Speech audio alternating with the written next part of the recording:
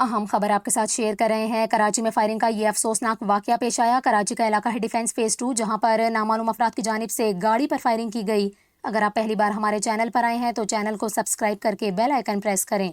آپ کو بتائیں، ایس ایس پی ساؤتھ کا یہ بتانا ہے کہ کراچی کے علاقے ڈیفنس میں ملزمان کی جانب سے گاڑی پر فائرنگ کی گئی۔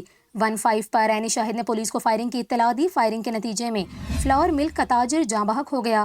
ریسکیو ذرائع کی جانب سے بتایا گیا کہ فائرنگ سے جاں بحق ہونے والے شخص کی شناخت آصف کے نام سے ہوئی، جس کی لاش ہسپتال منتقل کی گئی۔